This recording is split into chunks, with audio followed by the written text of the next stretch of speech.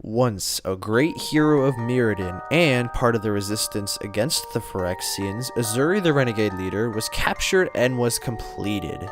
Through an excruciating procedure, he was bestowed upon the gift of perfection.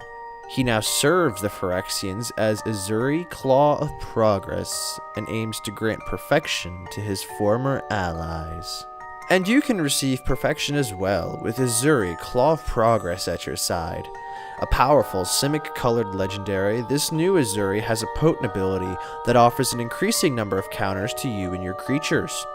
Whenever a smaller creature enters the battlefield under your control, you'll get an experience counter. And at the beginning of each combat, you get to put +1 counters on a target creature equal to the amount of experience that you have. So this deck will be aiming to take a lot of low power creatures and imbue them with the power of the Phyrexians in the form of a ton of +1 counters. We run a number of creatures that can utilize counters in very effective ways. Perhaps the most popular choice to include, and nearly a staple in any deck that involves counters, is Sage of Hours. If you work your way up to at least 5 experience counters, you can get yourself infinite turns. You put 5 counters on the Sage and then remove them before your turn ends to gain another turn after that. Unless an opponent has a means to disrupt this combo, you've all but won the game. Champion of Lambholt gives our creatures an increasingly large protection from blocking the larger it gets. What I really like about this card is that it grows as you gain more creatures, and before long, your entire board will be unblockable except by the largest of creatures. Crystalline Crawler is a neat little mana dork that can be a great target to put a ton of counters on. Its mana producing ability is not limited to just once per turn, so as long as you have counters to remove, even if it's tapped, you can still produce mana. Deep Ghost Gate is absurd in this deck, being able to double the size of any creatures with counters on them.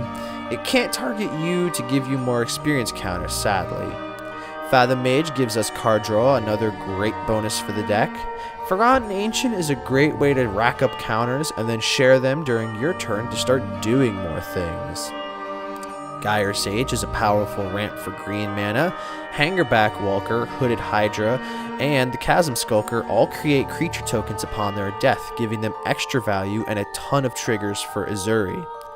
Colonian Hydra is a powerful counter doubling monster, and Master Biomancer is great to drop a lot of counters onto, as the larger he becomes, the larger all of your future creatures become. He does negate the ability of Ezuri, as they'll enter the battlefield with counters that will likely make them above the power level to trigger Ezuri. Prime Speaker Zagana gives us a ton of card draw upon her cast, and is another option for Commander, although Zagana doesn't give any of the counters to any other creatures. Lastly, Vigor gives us a powerful edge in combat, as it'll boost all of our creatures higher the more damage they take.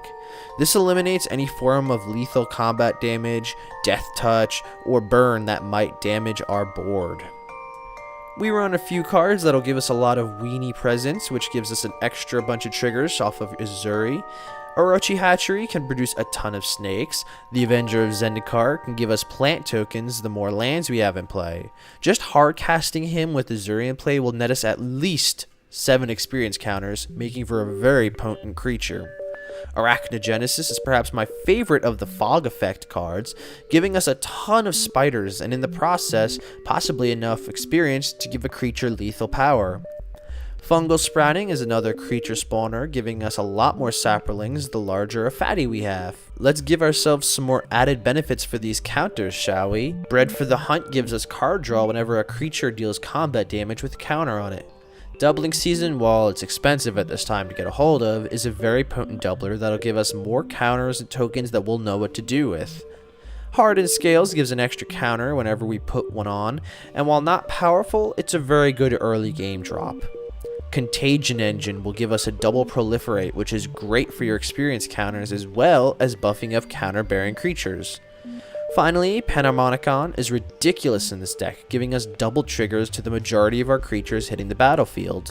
We want to touch upon our mana fixing, which of course depends on your play group. You may want to go more creature based or more artifact based for your mana production.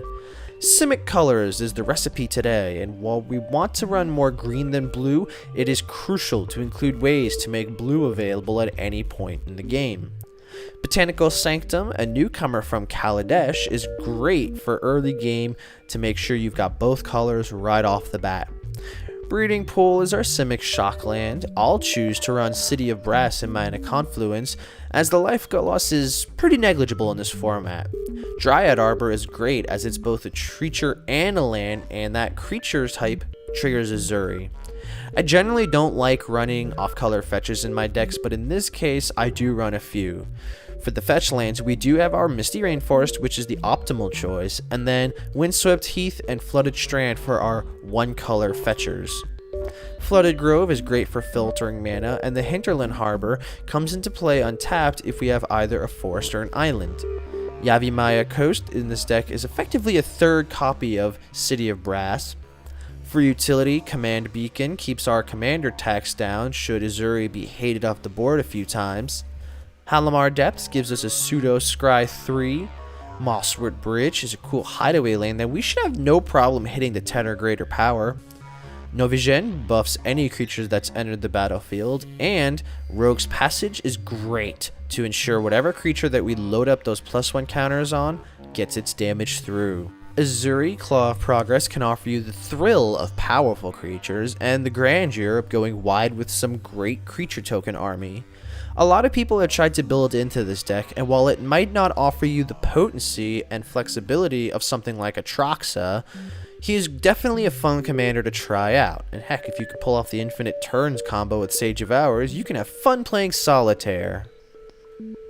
I hope you enjoyed this commander deck profile. Let us know your thoughts in the comments below. Is there a legend that we should cover next? Let us know. Share this video with your Magic the Gathering commander play group, and be sure to like the video for more like that. And with that, I'll see you guys next upkeep.